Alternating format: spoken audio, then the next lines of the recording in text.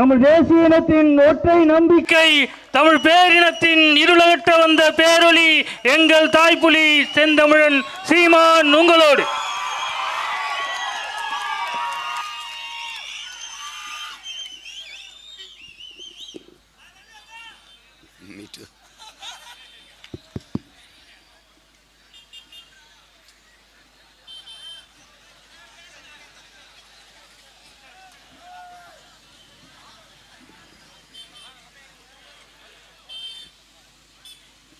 எங்களின் உயிரோடும் உணர்வோடும் கலந்து வாழுகின்ற அன்பு உறவுகள் அனைவருக்கும் வணக்கம்.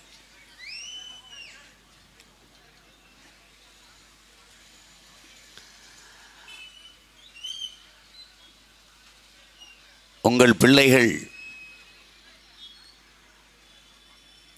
நாங்கள் முன்வைக்கிற அரசியல் என்பது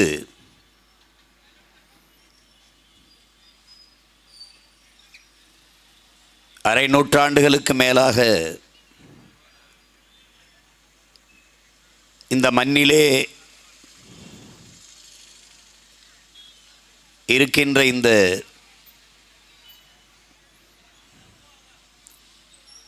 தீய அரசியலை வீழ்த்தி ஒரு தூய அரசியலை மலரச் செய்ய வேண்டும் என்பதற்காகவே இந்த வரலாற்று பெரும்பணியை எளிய மக்கள், உங்களின் பிள்ளைகள், இந்த மாபெரும் அரசியல் புரட்சியை முன்னெடுக்கிறோம்.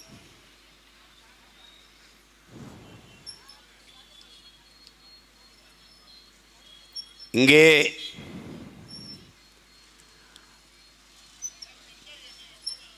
தேர்தலில் எங்களோடு போட்டி போடுகிற கட்சிகள் எல்லாம் தேர்தலில் பலமுறை வென்றவர்கள். ஆனால் தோற்று போனவர்கள் அற்ப தேர்தலில் மட்டும் வெற்றி பெறுகிறார்கள்.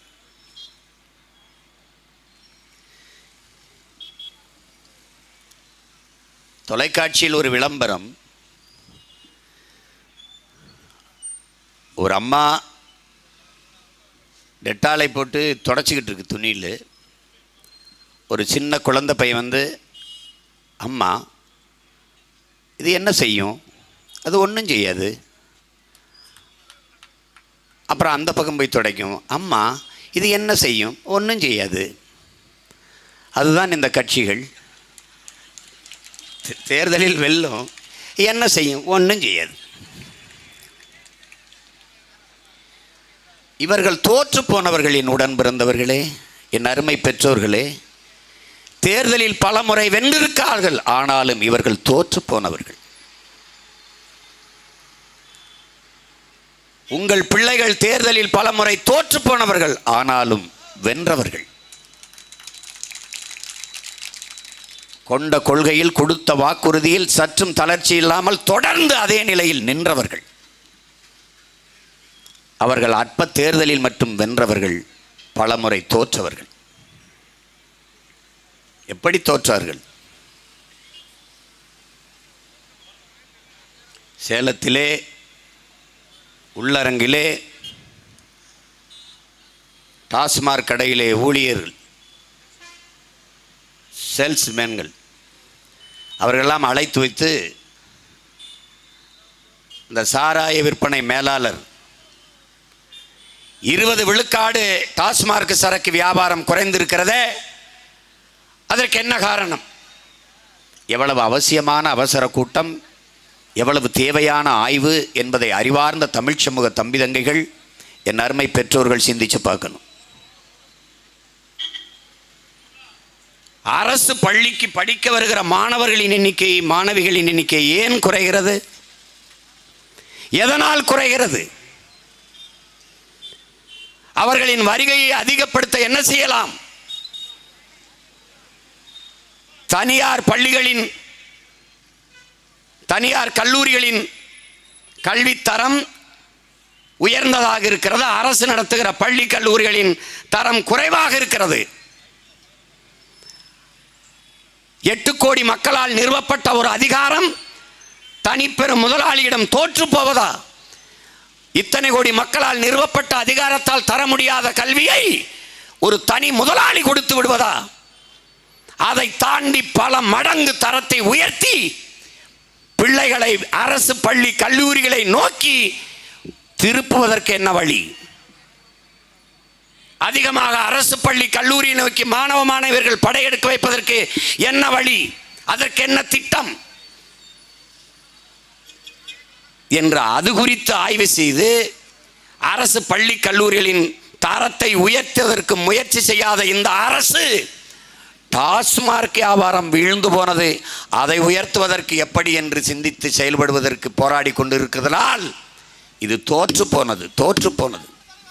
அறிவை வளர்க்கும் கல்வியை தன் நாட்டு குடிகளுக்கு தரமாக சரியாக சமமாக கொடுக்க முடியாத இடத்தில் இவர்கள் தோற்று போனார்கள். அற்ப தேர்தலில் மட்டும் வென்று விடுகிறார்கள். மனச்சான்றோடு சொல்லுங்கள் என் உடன் பிறந்தவர்களே, அன்பு மக்களே, ஒரு நேர்மையாளன், ஒரு நல்லாட்சி கொடுத்தவன் எதற்கு வாக்குக்கு காசு கொடுக்க வேண்டும் என்பதை நீங்கள் கேட்டு பாருங்கள்.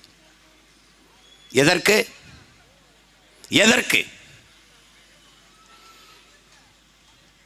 நான் நல்லாட்சி கொடுத்திருந்தால், மக்களின் நன்மதிப்பை பெற்றிருந்தால் அவர்கள் எனக்கு வாக்கு தருவார்கள் என்கிற நம்பிக்கையற்று போவது ஏன்?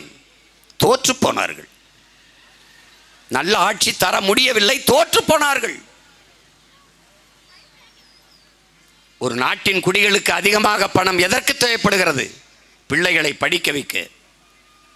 உடல்நிலை சரியில்லை என்றால் மருத்துவம் பெற்றுக்கொள்வதற்கு, மருத்துவத்திற்கும் கல்விக்கும் தான் அதிகமாக நாட்டு மக்கள் பணத்தை செலவு செய்கிறார்கள். இது இரண்டையும் சரியாக சமமாக தரமாக கொடுத்து விட்டால் மக்களுக்கான பணத்தின் தேவை குறைந்துவிடும்.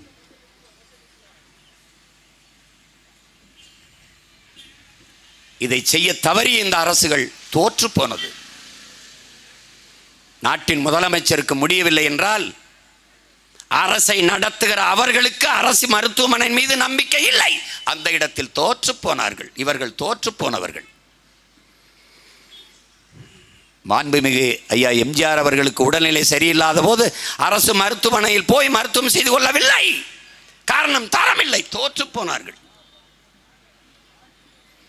எம்ஜி ராமச்சந்திரா மருத்துவமனையில் போய் படுத்துக் கொண்டார்கள். ஐயா கருணாநிதி அவர்களுக்கு உடல்நிலை சரியில்லை,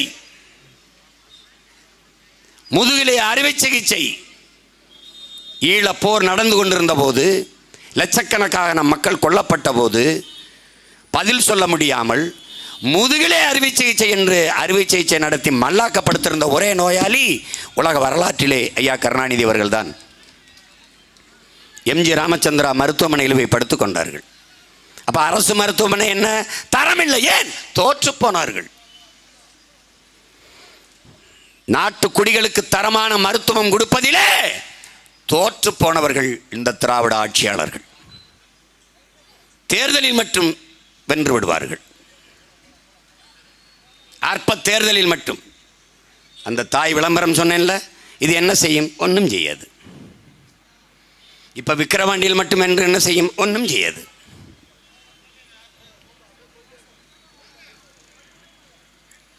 உயிரை காக்கும் மருத்துவத்தை தன் நாட்டு குடிகளுக்கு தரமாக சரியாக சமமாக கொடுக்க முடியாமல் இந்த அரசுகள் தோற்று போய்விட்டது. இவர்கள் தோற்று போனவர்கள்.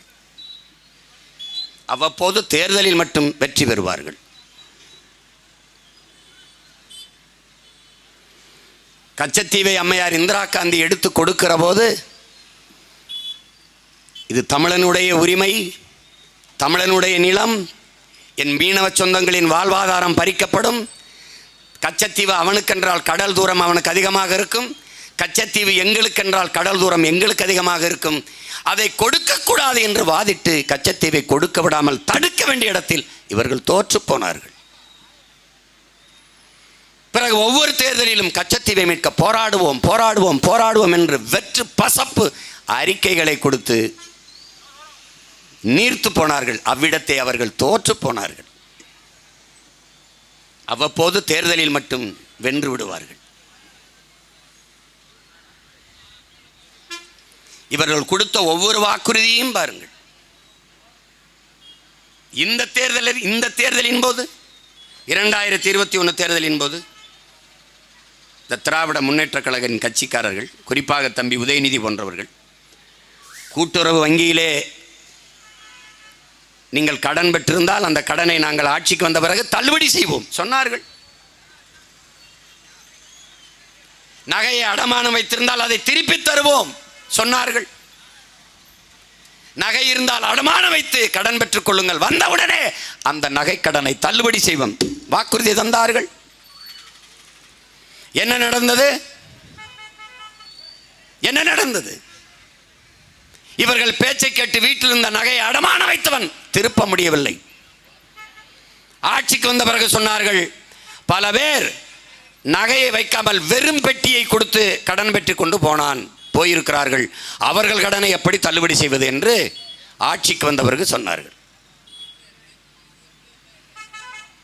அதையும் நீங்கள் நம்பிக்கொண்டு இன்னும் அவர்களுக்கு வாக்கு செலுத்தி கொண்டிருக்கிறீர்கள்.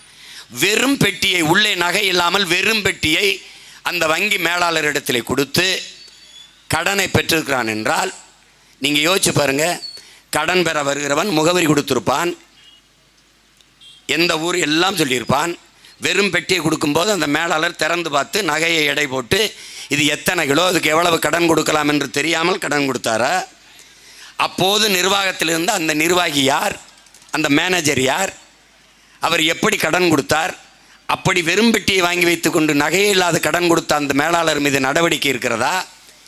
இல்லை கடன் வெறும் பெட்டியை கொடுத்து கடன் பெற்றவன் யார், அவன் முகவரி இருக்குமே, அவன் மீது ஏதாவது நடவடிக்கை இருக்கிறதா? அப்படி என்றால் பொய்யான வாக்குறுதியை கொடுத்து ஏமாற்றி விட்டார்கள். அந்த இடத்தில் இவர்கள் தோற்று போனார்கள். நாங்கள் வந்தால் டாஸ்மார்க்கை மூடுவோம். முதல் கையெழுத்தே டாஸ்மார்க்கை மூடுவதற்குத்தான், மது விலக்குதான். ஐயா கருணாநிதி சொன்னது இருக்கிறது, இன்றைய முதல்வர் ஐயா ஸ்டாலின் சொன்னது இருக்கிறது, அருமை பெருமகள் அம்மையார் கனிமொழி சொன்னது இருக்கிறது, தம்பி உதயநிதி சொன்னது இருக்கிறது. வெறும் வெற்று வாக்குறுதிகளை கொடுத்து மக்களுக்கு முன்னால் தோற்று போனார்கள். அவ்வப்போது தேர்தலில் மட்டும் வெற்றி பெறுகிறார்கள். வெற்றி எப்படி பெறுகிறார்கள்? வாக்கை மக்களிடத்திலிருந்து பெற்றல்ல, வாக்கை விலை கொடுத்து வாங்கி வெல்கிறார்கள்.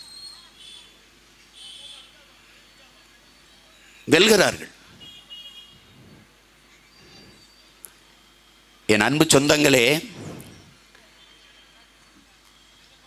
எங்கள் தலைவர் எங்களுக்கு கற்பித்தார், நாம் சாகலாம், சாதாரணமானவர்கள், ஆனால் சத்தியம் செத்ததாக சரித்திரத்தில் செய்தி இல்லை. நாம் சத்தியத்தின் மக்கள், ஒரு நாள் வெல்லுவோம். சத்தியம் தோற்று போனதாக சரித்திரத்தில் செய்தி இல்லை. உண்மை உறங்கும், ஆனால் ஒருபோதும் மரணித்து விடாது. நாங்கள் உண்மையின் பிள்ளைகள். இது தற்கால தோல்விதான். தற்கால தோல்விக்காக நிரந்தர வெற்றியை இழக்க உங்கள் பிள்ளைகள் தயாராக இல்லை. அதனால்தான் தொடர்ந்து தோற்றாலும் துணிவோடு களத்திலே நிற்க காரணம் அதுதான். எளிதில் வென்றவனின் இதயம் மலரினும் மெல்லிதாக இருக்கும். தோற்று தோற்று வெற்றி பெறுபவரின் இதயம் இரும்பை விட கடினமாக இருக்குங்கிறான். வெற்றியின் அருமை தொடர்ந்து தோற்று வென்றவனுக்குத்தான் தெரியும். ஆல்வா எடிசன் இடத்திலே கேட்கிறார்கள், நான் 100 முறை வென்று ஒரு முறை தோற்றவன் அல்ல, 1000 முறை தோற்று ஒரு முறை வென்றவன் ஆல்வா எடிசன். எனக்குத்தான் வெற்றியின் அருமை தெரியுங்கிறான். நாங்கள் தோற்று போகவில்லை என் உடன் பிறந்தவர்களே, நாங்கள் வெற்றியை துரத்தி கொண்டிருக்கிறோம். 1 கிலோமீட்டர் தூரம்தான், இவ்வளவு தூரம் விரட்டி வந்து விட்ட நாங்கள் வெற்றியை தொட்டு தூக்குவதற்கு ரொம்ப நாள் ஆகிவிடாது. தோல்வியே சொல்கிறது, என்னை தொட்டுவிட்டு போனவன் வரலாற்றில் தோற்றதாக செய்தி இல்லை என்று. தோல்விதான் வெற்றியை பிரசவிக்கும் தாய். எங்களுக்கு தோல்வி தோல்வி அல்ல, படிப்பினை, பயிற்சி. தோற்ற பிள்ளைகள் போல என் பிள்ளைகள், என் தம்பி தங்கைகள் பேசுகிறார்களா? பார்த்தீர்களா? பல ஆண்டுகள் அதிகாரத்தில் இருந்த திமிரோடு பேசுவார்கள். அதிகாரத்தில் இருக்கிறவர்கள் எங்களை எதிர்கொண்டு பேச துணிவு இருக்கிறதா? பயந்து ஓடுவார்கள். ஏன்? அவர்கள் தோற்று போனவர்கள். எந்த கேள்விக்கு எங்களிடத்தில் பதில் இருக்கிறது? அவர்களிடத்தில் எங்கள் கேள்விக்கு எந்த இடத்தில்? 400 TMC தண்ணீர் பெற்றுக் கொண்டிருந்தோம் காவிரியிலே. அருமை பெருமகன் ஐயா கருணாநிதி அவர்கள் வழக்கு தொடுத்தார்கள். அம்மையார் இந்திரா காந்தி ஆட்சியிலே இருந்தார்கள். அந்த வழக்கை திரும்ப பெறுங்கள் என்று அவர் சொன்னதற்காக எங்கே தன்னுடைய ஆட்சியை அம்மையார் இந்திரா காந்தி கலைத்து விடுவாரோ என்று பயந்து வருவ வழக்கை திரும்ப பெற்றதால் தமிழன் காவிரி நதிநீரின் உரிமையை இழந்தான். அந்த இடத்தில் இவர்கள் தோற்று போனார்கள். அவ்வப்போது தேர்தலில் மட்டும் வெற்றி பெறுகிறார்கள். எல்லா இடத்திலும் தோற்றவர்கள் இவர்கள்.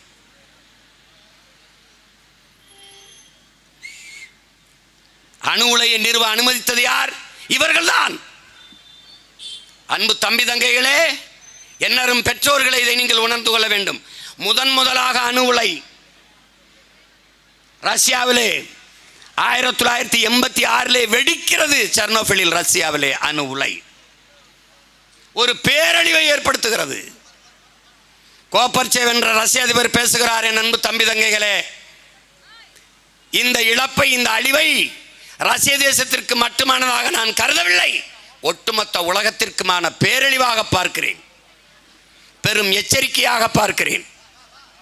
நாம் நம்பினோம் இந்த விஞ்ஞானிகளை, இந்த அறிவியல் அறிஞர்களை. ஆபத்து பார்ந்தவர்கள், இவர்கள் காப்பார்கள் என்று ஏமாற்றப்பட்டோம்.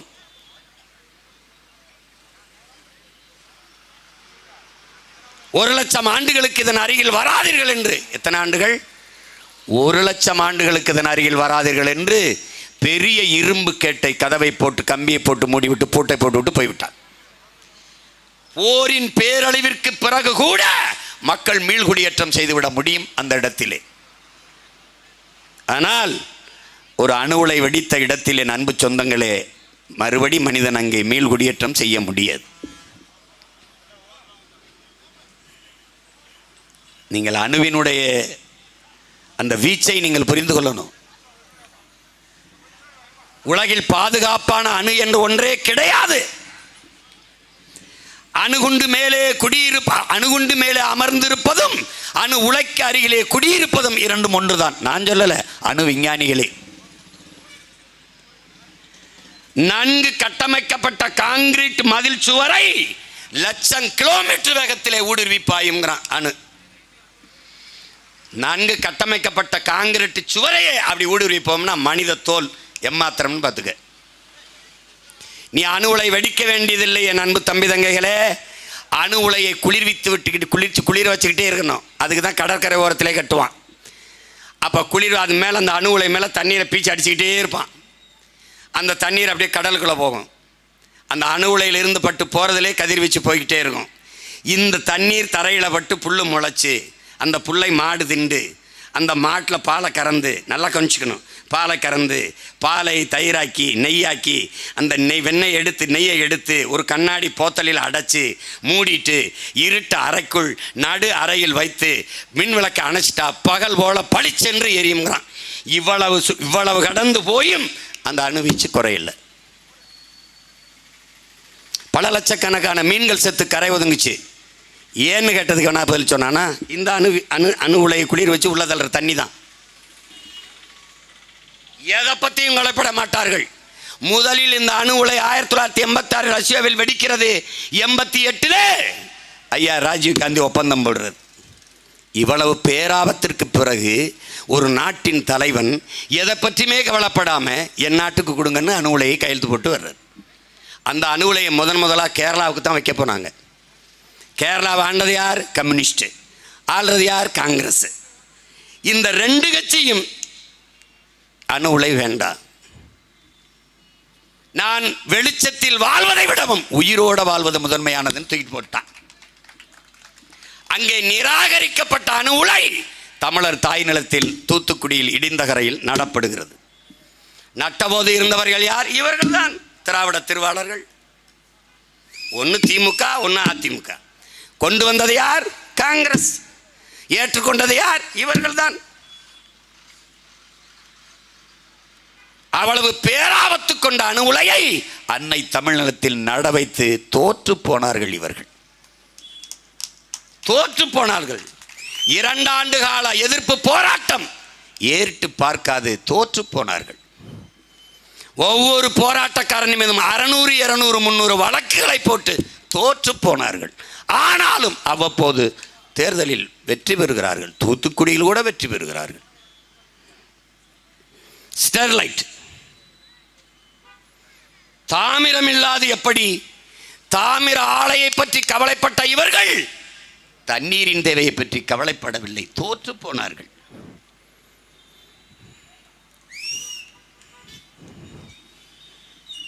அனில் அகர்வால் இவன் எங்கே இருக்கான்? லண்டனில் இருக்கான். ஏன் பாதுகாப்பான ஸ்டெர்லைட்டு தானே. தூத்துக்குடியிலே ஒரு வீடை கட்டி பக்கத்தில் இருக்கலாமே, ஸ்டெர்லைட்டுக்கு பக்கத்தில். எந்தெந்த அதிகாரி பாதுகாப்பானது என்று சொன்னானோ அவன் அதே ஸ்டெர்லைட் வளாகத்திலே வீடு கட்டி வரலாமே. சில பேர்லாம் அவங்களுக்கு தெரியாது. புதுச்சேரி முதல்வராக இருந்த ஐயா நாராயணசாமிலாம் அணு உலை பாதுகாப்பானது, ஃப்ளைட் வந்து மோதினாலும் ஒன்றும் ஆகாது. அப்போ என்ன சொல்ல தோணும்? ஒரு ஃப்ளைட்டில் ஐயாவை ஏற்றி மோதி காட்டுங்க, நாங்கள் அப்படியே பார்க்குறோம், ஒன்றும் ஆகலைன்னா நாங்கள் போராட்டத்தை கைவிடுறோம், அப்படி தானே சொல்ல தோணும். என்கிட்ட கேட்டானே ஒரு பத்திரிக்கையாளர் கேட்டார், ஏங்க இவ்வளோ நாள் இருந்துட்டு என்னங்க திடீர்னு அணுவிலாம் வந்து ஏங்கின பிறகு சீமான் நீங்கள் வந்து அணுவில் வேணாம்னு போராடுறீங்க, இப்போ வந்து போராடுறீங்க அப்படின்னு. தம்பி, உங்கள் தங்கச்சிக்கு மாப்பிள்ளை பாட்டிய பத்திரிக்கை அடிச்சிட்டியே, ஊரையெல்லாம் கூட்டிகிட்டு வந்துட்டியே, கல்யாண மண்டபத்தில் எல்லாரும் இருக்கிறாங்க.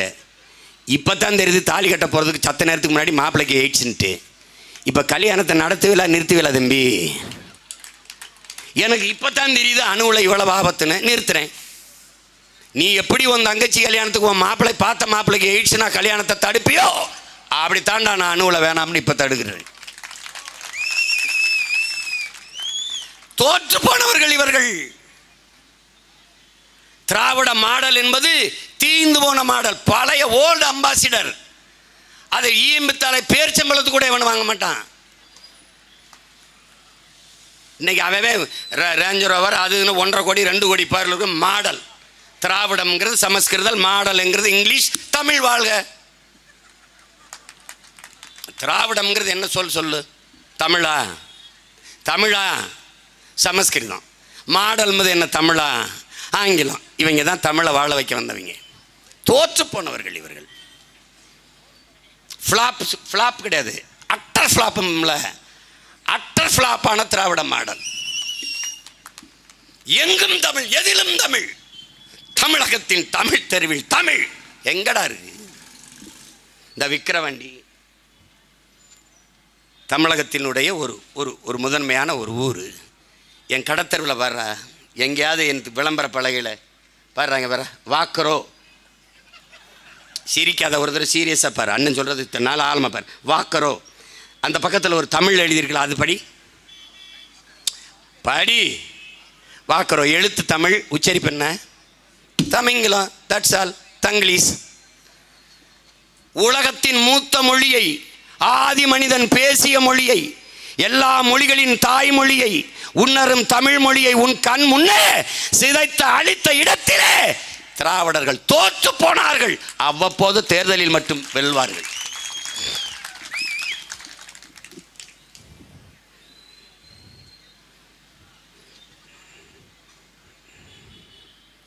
இந்திக்கு இங்கே ஆதிக்கமா? எல்லோரும் வாருங்கள் நாட்டினரே, செந்தமிழுக்கு ஒரு தீங்கு வந்த பின்னும் இந்த தேகம் இருந்தொரு லாபம் உண்டோ? புரட்சி பாவலன் விடுத்த அறைகூவலுக்கேற்ப ஓடி வந்த எண்ணரும் எண்ணின முன்னோர்கள் தீந்தேகத்தை தீக்கு தின்ன கொடுத்தார்கள். நஞ்சுண்டு மாண்டார்கள். சிறைக்குள்ளே வதைப்பட்டு மிதிப்பட்டு செத்தார்கள். ஏன்? எண்ணரும் தாய்மொழி செத்து விடக்கூடாது என்பதற்காக. இந்தி திணிப்பால் என் அருமை தாய்மொழி இறந்து விடுமோ என்பதற்காக. அது எப்படிங்க இந்தியை திணிச்சா மொழி இறந்துருமாங்க அப்படின்னு? இறந்துருச்சுல. மத்திய அரசு கொண்டு வருகிற எல்லா திட்டத்திற்கும் பெயர் இந்தியில் தான் இருக்குது.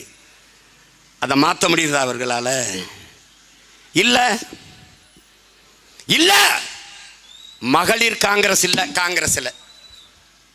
எவனாவது கட்டியாடா மான தமிழன் ஒரு தமிழச்சி? மகளிர் காங்கிரஸ் இல்லை. காங்கிரஸ் என்ன தமிழ் சொல்ல? காங்கிரஸ் என்னது? இங்கிலீஷு. காங்கிரஸ் கட்சியை தொடர்ந்து ஆளன் ஆக்டிவ் ஒரு வெள்ளக்கார பொம்பளை தொடங்கினான். இது என்னது? இது தமிழ்நாட்டில் மகளிர் காங்கிரஸ்னு சொன்னால் கூட மன்னிக்கலாம், மகிழா காங்கிரஸ் அப்படி தானே இருக்குது, அப்படி தானே இருக்குது. ஏன் நீங்கள் கேட்கல? தமிழ் வளர்க்கிறது. தலைநகருக்கு வா, நம்ம தமிழில் இருக்கும். சென்னை இங்கிலீஷில் இருக்கும். கன்னியாகுமரிக்கு போ, நம்ம தமிழில் இருக்கும். கன்னியாகுமரி இங்கிலீஷில் எழுதி வச்சுருப்பான். இதெல்லாம் என்ன சேட்டை? என்ன சேட்டை? எங்கே இருக்கு தமிழ்? இந்தியை எங்கே எதிர்த்தார்கள் இவர்கள்? இந்தியை திணித்தேன் எதிர்த்தாய், இந்திக்காரனை திணிக்கிறாய், என்ன செய்வாய்? பதில் இல்லை. தோற்று போனார்கள் இவர்கள், தோற்று போனார்கள். எந்த ஒன்றை இவர்கள் சரியாக செய்திருக்கிறார்கள் என் உடன் பிறந்தவர்களே? எந்த ஒன்றை? 60 ஆண்டுகளுக்கு மேலாக ஆட்சி செய்த இவர்கள் இலவச அரிசி கொடுத்தால்தான் அதை வாங்கி சாப்பிட்டு வயிறு வளர்த்து உயிர் விளக்க முடியும் என்கிற ஏழ்மை வறுமை நிலையில் என் இன மக்களை நிறுத்திய இடத்திலே இவர்கள் தோற்று போனார்கள். அவ்வப்போது தேர்தலில் மட்டும் வெற்றி பெறுவார்கள். இலவசம் இலவசம் இலவசம், எல்லாவற்றையும் இலவசம் என்று வெற்று பசப்பு இனிப்பு வார்த்தைகளால் என் மக்களை வீழ்த்தி விட்டார்கள். ஆறுதலால் காயங்கள் ஆறுவதில்லை, அடைவதனால் எதையும் அடைந்து விட முடியாது, தூறல்களால் பயிர்கள் விளையாது. என் தேசத்தை நாசமாக்கிய ஒரே சொல் இலவசம். தவ திரு குன்றக்குடி அடிகளார் என்கிற பெருந்தகை முன்வைத்த தத்துவம். போன ஆண்டு மிக்சி வாங்கினவன், போன ஆண்டு இலவசம் பெற்றவன், இந்த ஆண்டு நான் வளர்ந்து விட்டேன், இந்த ஆண்டு எனக்கு இலவசம் தேவையில்லை, வேற யாருக்காவது ஏழ்மை வறுமையில் இருக்கிறவருக்கு கொடுங்கள் என்று சொல்கிற ஒருத்தனை சொல். போன ஆண்டு இலவசம் பெற்றேன், இப்போ நான் வளர்ந்துட்டேன், எனக்கு வேணாம், வேற யாருக்காவது கொடுங்க என்று சொல்கிறவனை பார். சரி, நீ மிக்சி கொடுத்த, மிக்சி எத்தனை நாள் இயங்கும்? ஆழ்ந்து யோசிச்சு பார்க்கணும். மிக்சி எத்தனை நாள் இயங்கும்? ஒரு 6 மாதம் பழுதாயிரும். அதுக்கப்புறம் மாவு அரைக்க, மசாலா அரைக்க என்ன பண்ணுவ? அடுத்த தேர்தல் வரைக்கும் நீ மசாலா அரைக்காம இருப்பியா? சொல்லு. மிக்சி கொடுத்த, அதை அரைக்கிறது கரண்ட் கொடுத்தியா? மிக்சியை கொடுத்த, அதில் எதை போட்டு அரைப்ப? மல்லி, மஞ்சள், மிளகா, அதில் எந்த கொப்பை விளைய வச்சு கொடுப்பேன்? அது ஒரு விவசாயி தானே விளைய வச்சு கொடுக்கணும். மிக்சி கிரைண்டர் எதை போட்டு ஆட்டுவாய்? அரிசி பருப்பு உளுந்து எங்கிருந்து வரும்? எங்கிருந்து வரும்? என் ஆத்தால் அப்போ வெம்பாடு விட்டு விளைய வச்சு தரணும். அந்த விவசாயியின் வாழ்க்கை பற்றி நீ என்னைக்காவது சிந்திச்சிருக்கியா? தோற்று போனீர்கள் நீங்கள். 5000 ஏக்கரில் ஏர்போர்ட் கட்ட துடிக்கிற பெருமக்களே, விண்ணூர்தியில் நீ பறக்கலாம். விண்ணூர்தியில் இருப்பவனுக்கும் தவிக்கும் பசிக்கும் சோர் நீர் பூமியில் இருந்தான் போடா முட்டா பயல்களா. விண்ணூர்தியில் பறப்பது வளர்ச்சிதான். அங்கே வானூர்திக்குள் இருப்பவனுக்கும் வயிறு பசிக்கும், அவனுக்கு சோர் நிலத்தில் இருந்தான் போகணும். இது ஏன் உங்களுக்கு தெரியல? தோற்று போனீர்கள், தோற்று போனீர்கள். இத்தனை ஆண்டுகள் ஆட்சியில் மின்சாரம் இல்லாத எந்த இயக்கமும் இல்லை. இது அடிப்படை அறிவு. ஆனால் அந்த மின்சாரத்தை தடையின்றி தன் குடிகளுக்கு தர உங்களுக்கு ஒரு திட்டம் இல்லை. தோற்று போனீர்கள். அவ்வப்போது தேர்தலில் மட்டும் காசு கொடுத்து வாக்கை பெற்று வென்று விடுகிறீர்கள். இது வெற்றியா தோல்வியா என்று அறிவார்ந்த தமிழ் சமூக மக்கள், தலைவர் பெருமக்கள் மல்லாந்து படுத்தி சிந்தித்து பாருங்கள். இப்படி ஒரு வெற்றிக்கு கள்ளச்சாராயம் குடித்து நிம்மதியாக படுத்து தூங்கலாம். நீங்கள் 10 லட்சம் கொடுக்கிறீர்கள், நான் ஒவ்வொரு சாவுக்கும் ஒவ்வொரு கோடி கொடுக்க தயாராக இருக்கிறேன். தயவு செய்து குடியுங்கள். ஏன் நாங்கள் ஆட்சிக்கு வந்தா இருக்காது, அதுக்குள்ளே இப்போ இடையில உங்கள் ஆட்சியிலே குடிச்சு முடிச்சிருங்க.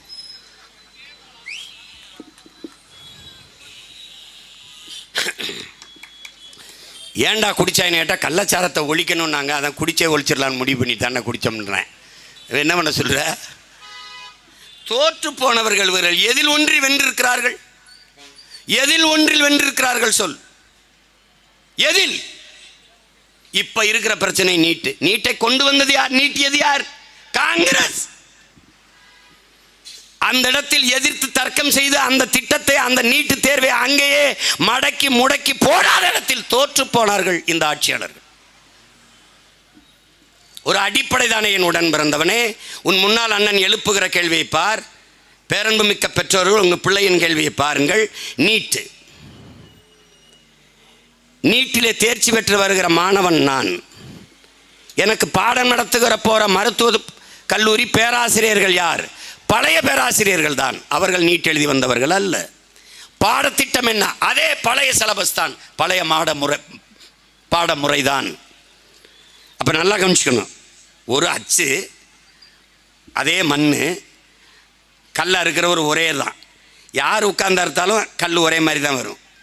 அப்படிங்கும்போது இதில் என்ன மாறுதல் வரப்போகுது, என்ன தரம் உரைய போகுது? அதே தான். இப்போது 1200க்கு 1199 மதிப்பெண் பெற்ற நான் நீட்டில் தோத்துட்டா தகுதி பெற்ற மாணவன் இல்லை. 750 வாங்கி எல்லையில் தேர்ச்சி, பார்டரில் பாஸ் பண்ண ஒருத்தன் நீட்டில் தேர்ச்சி பெற்றுட்டான், அவன் தகுதியான மாணவன். எப்படி இருக்குது பார்த்துக்க. இதை நல்லா சிந்திச்சு பார்த்துக்க. இப்போ இந்த நீட் எழுதி தேர்ச்சி பெற்று வந்துட்டேன். இந்த நீட்டு தேர்வை நடத்துகிற பெருமக்கள் யார்? இதை கண்டக்ட் பண்ணுறது யார்? இந்த நீட்டு தேர்வை நடத்துறது யார் தெரியுமா? இந்திய நாட்டின் மருத்துவத்துறையில் சிறந்த மருத்துவ மாணவர்களை உருவாக்கி கொடுப்பதற்கு அமெரிக்காவில் இருக்கிற புரோமெட்ரிக் என்கிற நிறுவனத்திற்கு அவசியம் என்ன? உன் நாட்டு மாணவனுக்கு ஒரு தேர்வை கூட நடத்த வக்கு துப்பு தகுதி இல்லாத நீ தேர்தலை எப்படி நேர்மையாக நடத்துவாய்? இப்ப இந்த பறக்கும் படை, நடக்கும் படை, குதிக்கும் படை, ஓடும் படையெல்லாம் எங்க இருக்கு? ஓட்டுக்கு 15,000 கொடுத்துருக்கானே, இந்த லட்டில் மூக்கத்தீச்சு கொடுத்துருக்கானே, எங்க இருக்கான்? எங்க இருக்கான்? எங்க இருக்காங்க சொல்லு. எங்க இருக்காங்க சொல்லு. லட்டு பிடிச்சிக்கிட்டு இருக்கான், அவன் தான் பிடிக்கிறானா? இந்த நீட்டு தேர்வினால தரமான மருத்துவர்களை உருவாக்க முடியாது, போலி மருத்துவர்களைத்தான் உருவாக்க முடியும். அவன் காதில் மைக்கு போடி அதை போட்டுக்கிட்டு, ஹெட்ஃபோனை போட்டுக்கிட்டு வெளியிலிருந்து சொல்ல எழுதிக்கிட்டு இருக்கான். தமிழ்நாட்டிலே பல பேரை கைது பண்ணாங்க. வட இந்தியாவில் உங்களுக்கு தெரியும், இப்போ பெரிய பிரச்சனையாக இருக்குது ஒவ்வொரு மாநிலத்திலையும். ஆனாலும் அவன் நிறுத்த மாட்டேங்கிறான். இந்த ஓட்டு பெட்டியில் நீ வாக்கெந்திரத்தை ஹேக் செய்ய முடியும்னு நான் சொன்னேன். என்னை யாவனும் மதிக்கலை. அந்த முகநூல், அந்த ஃபேஸ்புக்கோட இது எலான் மாஸ்க்கு சொன்ன பிறகு இதெல்லாம் அப்படின்னு. அதை தமிழன் சொன்னால் கேட்க மாட்டான். எவனாவது வெள்ளைக்காரன் சொல்லணும், இங்கிலீஷ்காரன் சொன்னால் வெள்ளையா இருக்கிறேன் போய் சொல்ல மாட்டான். அப்படின்னு நம்புறான். அந்த இடத்தில் அந்த தேர்வை நடத்த விடாமல் அடித்தட்டு ஒடுக்கப்பட்ட சிற்றூர்களில் வாழ்கிற மக்கள் மருத்துவம் படிக்கிற கனவை பொசுக்கி அந்த இடத்தில் போராடி தடுக்காமல் விட்ட இடத்தில் தோற்று போனார்கள் இவர்கள். இப்போது நீட்டை ஒழிப்போம், தடுப்போம் என்று நாடகம் போட்டுக் கொண்டிருக்கிறார்கள்.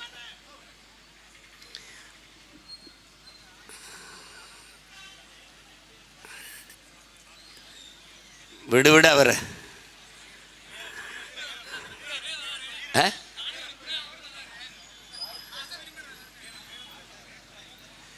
அவ்வப்போது தேர்தலில் மட்டும்தான் இவர்கள் வெற்றி பெறுகிறார்கள்.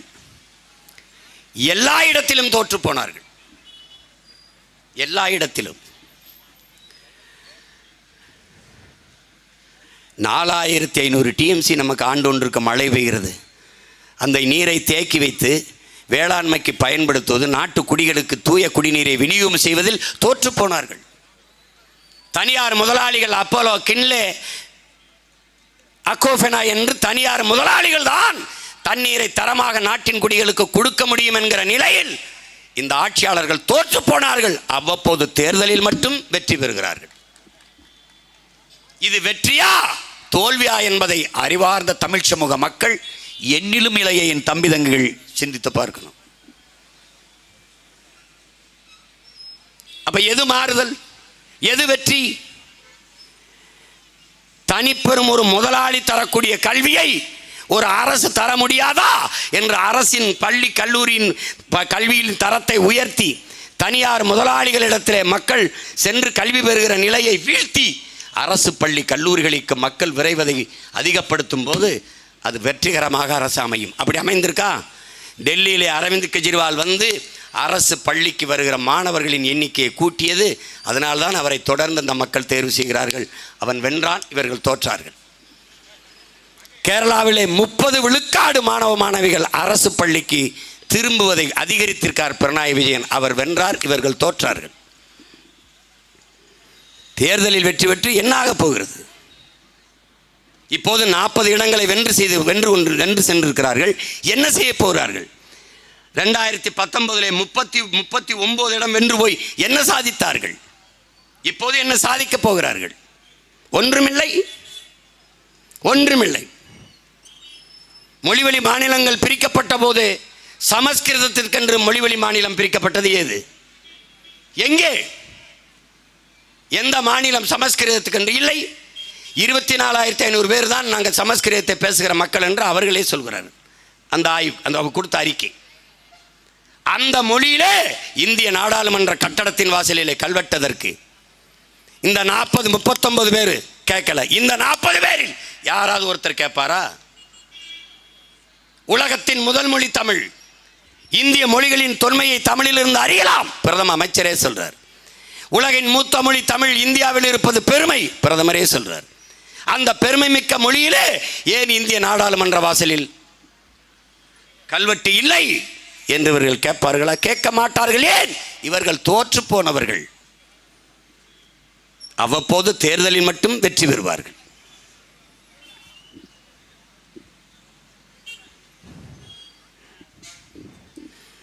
லட்சக்கணக்காக நம் இன மக்கள் செத்துக் கொண்டிருந்த போது பிறந்த நாள் கொண்டாடியவர்கள்,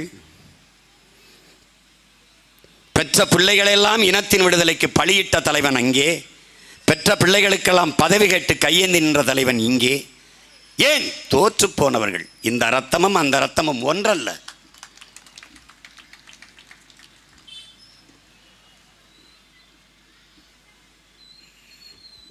பெரும்பளை நிகழ்ந்து விட்டது. என்னை பெற்றோர்களே, என் உடன் பிறந்தார்களே, தங்கை இசைப்பிரியா செத்து விழுந்த போது ஒரு படையாச்சி மகள், ஒரு பறையர் மகள், ஒரு தேவர் மகள், ஒரு நாடார் மகள், ஒரு கோனார் மகள், ஒரு கவுண்டர் மகள், ஒரு உடையார் மகள் செத்தால் என்று இருந்திருந்தால் நீ கொதித்திருப்பாய். ஒரு தமிழ் மகள் செத்தால் என்றவன் அவை யாரோ என்று விட்டுவிட்டாய். இதுதான் இந்த இனம் வீழ்ச்சியுற காரணம். தமிழர்களுக்கு திட்டமிட்டு மொழிப்பற்று, இனப்பற்று மறைக்கப்பட்டு, மதப்பற்று, சாதிப்பற்று ஊட்டப்பட்டு விட்டது. நீ தன்னின பகையால் தாழ்ந்து வீழ்ந்தவன். தன்னிடத்தில் இருப்பதை விட பிறரிடத்தில் இருப்பது உயர்ந்தது என்ற எண்ணத்தால் வீழ்ந்தவன். போர்க்குணம் அற்றுப்போனாய். காரணம், நீ முன்பே நாகரிகம் அடைந்து பண்பாடு அடைந்தவன் என்பதாலே போர்க்குணம் அற்றுப்போனாய். உன்னுடைய மரபணு மாறிவிட்டது. மானமும் வீரமும் அறமும் உயிரென்று வாழ்ந்த நீ இன்றைக்கு சாதி மதம் சாராயம் பணம் என்று வாழத் தொடங்கிவிட்டாய். செத்துப்போனாய்.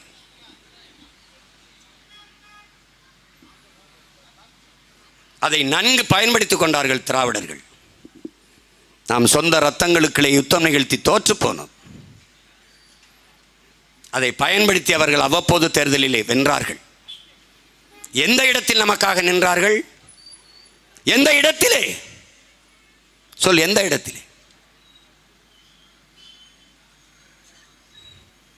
தோற்று போன கட்சி ஆட்சி திமுக. ஒரு இடத்தில் தர்க்கம் பண்ணி இந்த இடத்துல நாங்கள் வென்றிருக்கிறோம். சாதிவாரி கணக்கெடுப்பு எடுக்க சொன்னால் அது இந்திய ஒன்றிய அரசு, பாரதிய ஜனதா அரசு சாதிவாரி கணக்கெடுப்புக்கு நேரெதிரான கோட்பாடு கொண்ட ஒரு கட்சியை எடுக்க சொன்னால் எப்படி எடுப்பார்கள்? எப்படி எடுப்பார்கள்? நிதிஷ்குமார் எடுத்ததற்கு உச்ச நீதிமன்றம் தடை போட்டது அதற்கல்ல. அந்த 50 விழுக்காட்டுக்குள் அந்த வரைவுக்குள் எடுக்காமல் மீறி 65 விழுக்காட்டுக்கு போனதால் அது தடை போடுது. எடுத்தது தவறு என்று அவர்கள் சொல்லவில்லை. இங்கேதான் மண்டல் கமிஷன் எங்கள் தாத்தா ஆணைமுத்தவர்கள் போராடி பெற்று தந்தார். விபி சிங்கு காலத்தில் அந்த ஒற்றை மகன் பெற்று தந்ததான் இடஒதுக்கீடு. அவரை யாராவது நினைவு வச்சு பேசுகிறானா? சொல்லு. அந்த பெருமகனை மரியாதை செஞ்ச ஒரே தலைவன் எங்கள் ஐயா மருத்துவர் ராமதாஸ் அவர்கள் மட்டும்தான். அதற்கு பிறகு அவரை பற்றி பேசுவது அவர்கள் பிள்ளைகள் நாங்கள் தான். இடஒதுக்கீட்டு கொள்கையில் இறுதி வரை உரியாக நிற்பது எங்கள் ஐயா மருத்துவர், அதற்கு அவர்கள் பிள்ளைகள் நாங்கள் தான். இவர்கள் ஏமாற்றுவார்கள். திராவிடர்கள் எடுக்க மாட்டார்கள். என் தமிழ் மீது, என் தாயின் மீது, என் தலைவன் மீது சத்தியம் என்று சொல்கிறேன், எடுக்க மாட்டார்கள். ஏன்? எடுத்தால் தெரிந்துவிடும். எவ்வளவு நாள் தமிழர்களின் உரிமையை நாம் பறித்து தின்றிருக்கிறோம் என்று தெரிந்துவிடும். ஒரு ஓட்டத்துக்கு அப்புறம் வாங்க முடியாது. யார் எடுப்பா? பெரியாரின் வாரிசுகள் அல்ல, பிரபாகரனின் பிள்ளைகள் தான் எடுப்போம். எங்களுக்கு ஒரே ஒரு தன்னலம்தான், அது என் இனத்தின் நலன்தான் எங்களின் நலன். வேற ஒரு சுயநலம் தன்னலமும் எங்களுக்கு கிடையாது. இவர்கள் தோற்று போனவர்கள் என்று எப்படி சொல்கிறாய் சீமான்? ஆட்சி நடந்து கொண்டிருக்கிறது. 3 ஆண்டுகளுக்கு மேலாக நல்ல ஆட்சி கொடுத்திருந்தால் ஒரு அற்ப தொகுதி, ஒரே தொகுதி, அதுவும் நீங்களே எம்எல்ஏவாக இருந்த தொகுதி, இந்த விக்கிரவாண்டி தொகுதி. இன்னும் 2 ஆண்டுகள் தான் மிச்சம் இருக்கிற பதவி. இதற்கு எதற்கு எல்லா அமைச்சர், எல்லா சட்டமன்ற உறுப்பினர், எல்லா பாராளுமன்ற உறுப்பினர், மொத்த மாவட்ட செயலாளர் எல்லாரும் எதற்கு கூடி இங்கே கும்மி அடிக்கிறீர்கள்? நல்லாட்சி கொடுத்திருந்தால் தோற்று போனீர்கள், தோற்று போனீர்கள். என் தம்பி வெங்கட்புர ஒரு படம் எடுத்தான், சென்னை 28 இந்த கிரிக்கெட்டை வச்சு. பெரிய பெரிய விளையாட்டு வீரர்கள், பெரிய பெரிய ஆளுகளாக இருப்பாங்க, சின்ன பசங்க அதை விளையாடிட்டு இருப்பாங்க. திடலில் வாங்கடா 2 பேர் விளையாடும்போது பந்தயம் கட்டி விளையாடுவாங்க, சின்ன பசங்க அடித்து தோக்கடிச்சு போடுவாங்க. அது மாதிரி நாங்கள் திடலில் சின்ன பையில விளையாடிக்கிட்டு இருக்கோம், நீங்கள் பெரிய அளவு கூட்டத்தை வச்சு விளையாடிட்டு இருக்கீங்க. ஒரு நாள் ஒரு ரன் உலக டக் அவுட்டில் எல்லா பையிலையும் வெளியேற்றல, நீ பார்த்துக்கிட்டே இருங்க. நீ சும்மா ஒரு சின்ன பிள்ளை ஒரு மகளை நிறுத்தியிருக்கேன், மொத்த படையும் திரட்டிட்டு வேற. உலகத்தில் 20 நாடுகளின் துணை கொண்டுதான் என் தலைவனை வீழ்த்த முடியுங்கிற நிலையில் இருந்தது.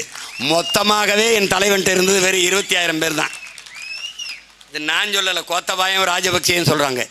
20 நாடுகளின் துணை கொண்டுதான் இறுதி போரில் விடுதலை புலிகளை நாங்கள் வீழ்த்தினோம்னு. 25,000 பேர். நீ ஏற்கனவே 2,50,000 பேர் ஓம்படையில் சீன படை, இந்திய படை, அமெரிக்க உளப்படை எல்லாத்தையும் வாங்கி என் தலைவனை வீழ்த்த வேண்டிய நிலைமை. நீ எல்லா கட்சிகளையும் சேர்த்துக்கிட்டு சின்ன பசங்க பிரபாகரன் பிள்ளைகளை வீழ்த்துறதுக்கு நீ எல்லா பேரையும் கூட்டிகிட்டு வர. எங்கள் ஊரில் சொல்லுவான், புலி வருது புலி வருது ஓடியாங்க, நான் கீழே படுத்துக்கிறேன், எல்லாரும் என் மேலே ஏறி படுத்துக்கிறேங்க. யாரு? நான் கீழே படுத்துக்கிறேன், நீங்கள் எல்லாரும் என் மேலே ஏறி படுத்துக்கிறேங்க. ஏன்? நான் புலி வருது. இப்போ எல்லா கட்சிகளையும் சேர்த்துக்கிட்டு அவர் கீழே படுத்துக்கிட்டு மேலே ஏறி எல்லாரையும் படுக்க வச்சிருக்காரு. எந்த புலி வருது? இந்த புலிகள் வருதுன்னு தான்.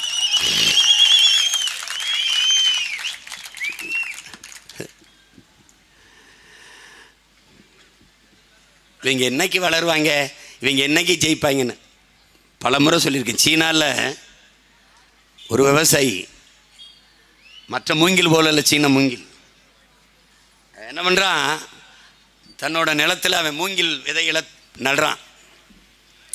நட்டுட்டு தண்ணி ஊற்றுறான், குடத்தில் தண்ணியை கொண்டு போய் ஒவ்வொரு விதைக்காக ஊற்றுறான். தொடர்ச்சியாக ஊற்றுறான். 6 மாதம் பார்க்குறான், முளைக்கல. ஓராண்டு ஊற்றுறான், முளைக்கல. ஈராண்டு ஊற்றினா முளைக்கல. 3 ஆண்டுகள் ஊற்றினா முளைக்கல. ஆனால் அவன் சலிக்கலை, சளைச்சு போகலை, மனம் தோண்டு போகலை. ஊற்றுனான். 4வது ஆண்டு ஊற்றுனான், 5வது ஆண்டு ஊற்றுனான், 6வது ஆண்டு ஊற்றுனான், 7வது ஆண்டு ஊற்றுனான், 8வது ஆண்டு ஊற்றுனான், 9வது ஆண்டு ஊற்றுனான். அந்த விவசாயினுடைய போர்க்குணத்தை பார்த்துக்க. 9 ஆண்டுகளும் ஊற்றுனான். ஒவ்வொரு நாளும் காலையில் வந்து பார்ப்பான், முளைக்கிறான் இல்லை, சோறாமல் மறுபடியும் தண்ணி எடுத்து ஊற்றுனான்.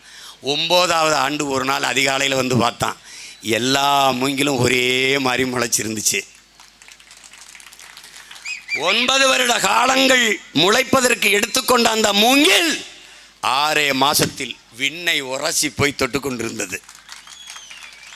அவன் என்ன சொல்றான் ஆய்வுல, 6 மாசத்தில் இவ்வளவு அசாத்திய வளர்ச்சியை பெறுவதற்கான அடித்தளத்தை 9 ஆண்டுகளாக வேருக்கு பூமிக்குள்ளே அந்த மூங்கில் தயாரித்து கொண்டிருந்ததுங்கிறான். திடீர்னு ஒரு நாள் மொத்தமாக 234 ஜெயித்து ஆட்சி அமைக்கிற அளவிற்கு இந்த அடித்தளத்தை நாம் தமிழர் என்கிற அரசியல் புரட்சி படை கட்டமைத்து கொண்டிருக்குது. எப்படி? 1.1 வாங்கினவன் செத்துருப்பான், நேரம் இவனோட கூட்டணி வாங்கியிருப்பான், பெட்டியை சீட்டை வாங்கி நோட்டை வாங்கிட்டு 4 விழுக்காடு போயிருப்பான், 7 விழுக்காடு போயிருப்பான், 8.22 தோன்றிருப்பான். 26லையும் இப்படியே தான் நிற்பேன். ஏன்? எனக்கு ஒரு கனவு இருக்கு. யாரு கனவு? என் முன்னவர்களின் கனவு. பல ஆயிரம் ஆண்டுகளாக என் இன முன்னவர்கள் தூக்கி சுமந்த கனவு, அவர்கள் பகுத்து வகுத்து தந்த கோட்பாட்டு கனவு. கோட்பாட்டு கனவு.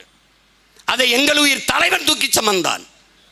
அவன் எங்களுக்கு காசு தரவில்லை, கனவு தந்தார். அவன் லட்சங்களை கொட்டி தரவில்லை, உயர்ந்த லட்சியத்தை கையளித்தான். என்ன கனவு? வலியோர் சிலர் எளியோதமை வதையே புரிகுவதா, மகராசர்கள் உலகாளுதல் நிலையாமெனும் நினைவா. உலகால உனது தாய் மிகு உயிர்வாதை அடைகிறாள், உதவாதினி ஒரு தாமதம் உடனே விழித்தமிழா. பண்டை பெரும்புகள் உடையோமா இல்லையா, பாருக்கு வீரத்தை சொன்னோமா இல்லையா, எண்ணிசை வாய்மையால் ஆண்டோமா இல்லையா, எங்களுக்கு இங்குற்ற நரிகளால் தொல்லையா. அலை மாகடல் நிலம் வானில் உன் அணி மாளிகை ரதமே, அவை ஏறிடும் விதமே உனது அதிகாரம் நிறுவுவாய். கொலை வாளினை எடடா மிக கொடியோர் செயல் அறவே, குகைவால் ஒரு புலியே உயர் குணமேவிய தமிழா. எங்கள் திருநாட்டில் எங்கள் நல்ல ஆட்சியே, என் நாட்டில் என் ஆட்சி அப்படி பாடல, எங்கள் திருநாட்டில் எங்கள் நல்லாட்சியே, பொங்கிடுக வாய்மை பொழிந்திடுக என்றே நீ, செங்கதிர் சீர்க்கையால் பொன்னல்லி பூசிய கங்குல் நிகர்த்த கருங்குயிலே கூவாயோ என்று குவினான் எங்கள் புரட்சி பாவலர். அந்த கனவு, அந்த கனவு. அலைமாகடல் கடல் ஆட்சி, நிலம் அதிகாரம், வானில் உன் அதிகாரம், கடலிலும் நிலத்திலும் அதிகாரத்தை நிறுவிய அருண்மொழி சோழனும் அரசேந்திரனும் சேர சோழ பாண்டிய மூவேந்தர்கள். ஆனால் விண்ணிலே அதிகாரத்தை நிறுவவில்லை, விண்ணிலும் அதிகாரத்தை நிறுவிவன் எங்கள் உயிர் தலைவன் மேதகவி பிரபாகரன்.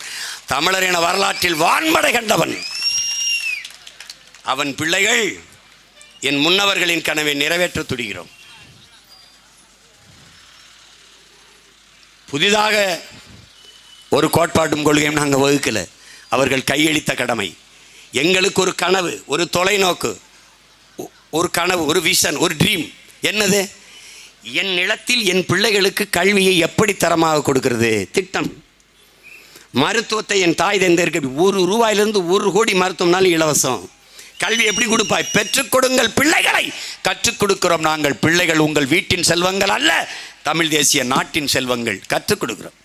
நீ போய பசிங்கிற சொல்ல இல்லாமல் உங்கள் மகன் இந்த நாட்டில் ஒழிக்கல. நான் உண்மையிலேயே பிரபாகரன் மகன் இல்லை. பாலும் முட்டையும் இருந்தா ஏதுடா பசி? பால் முழுமையான உணவு. எங்க திரும்பினாலும் பண்ணை வச்சிருப்பேன், மாடு பண்ணை. என் பிள்ளைகளுக்கு 1 லிட்டர் பாலியா 5 முட்டையா அடிச்சுட்டு போயா பள்ளிக்கூடத்துக்கு போயா. எல்லா இடத்துலையும் ஜிம் வச்சிருப்பேன். ஏத்தியா உடம்ப தூக்கியா, டாஸ்மார்க்க முடியா, குடிப்பகத்தை முடியா, படிப்பகத்தை திரையா, அறிவை தேடி ஓடு, நாளைய வரலாறு உன் நிலையை தேடி ஓடி போ. படி படி படிடா. சுவாசிப்பது போல வாசிப்பதை பழக்கமாக்குடா. போடா, படிடா.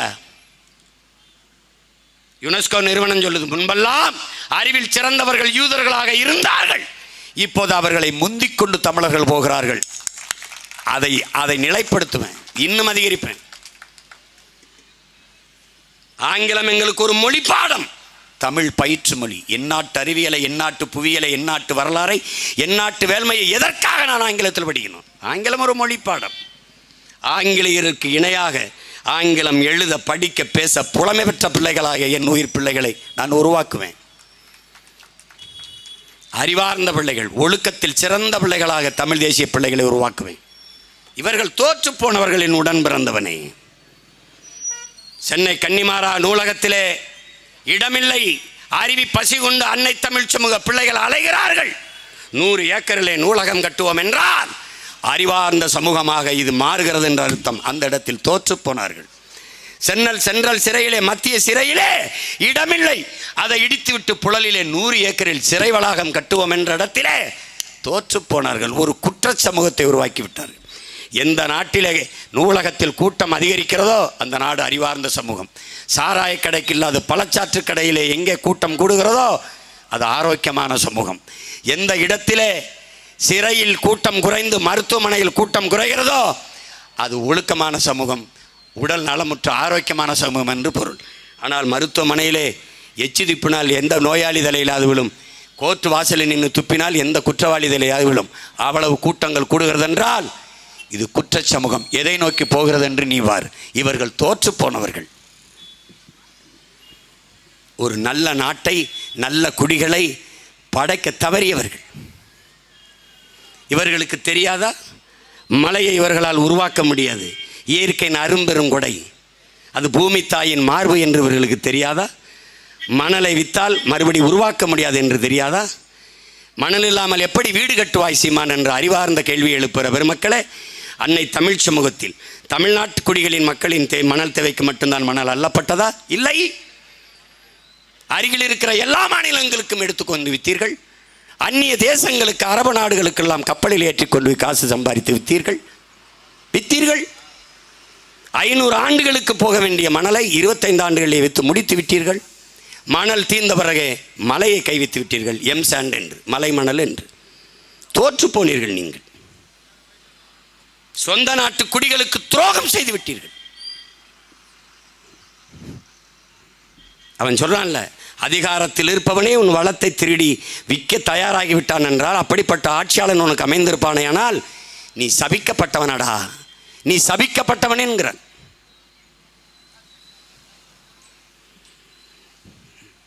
டாஸ்மார்க் அரசு விற்கிதே அருமை உடன் பிறந்தவனே, தம்பி தங்கைகளே.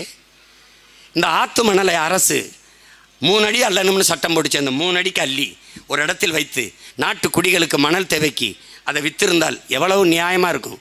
நீ தனியார் கொடுத்தவனை இரும்பு கை கொண்டு பொக்களின் நின்றத்தை வச்சு 30 அடிக்கு அள்ளிட்டானே. ஏரியை விட்டு குளத்தை வெட்டினவன் ஆற்றுக்குள்ளே குளத்தையும் ஏரியை வெட்டிட்டு போயிட்டானே. சொல்லு, ஆற்றுக்குள்ளே மரம் முளைத்து நீ பார்த்துருக்கிறாயா?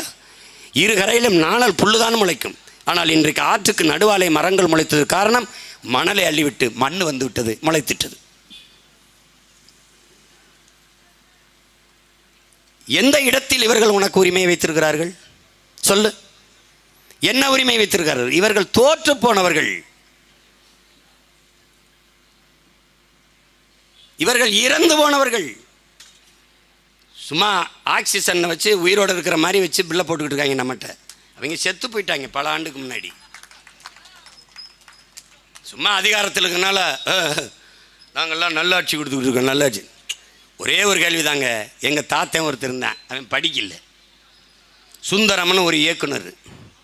அவர்கிட்ட போய், ஐயா சொல்லுண்ணே, நம்ம ஆட்சியில் இருந்த சாதனைகள் எல்லாம் ஒரு படமாக எடுத்து இந்த தேட்டரெல்லாம் நியூஸ்கள் மாதிரி ஓட்டலாம் ஐயா அப்படின்னு.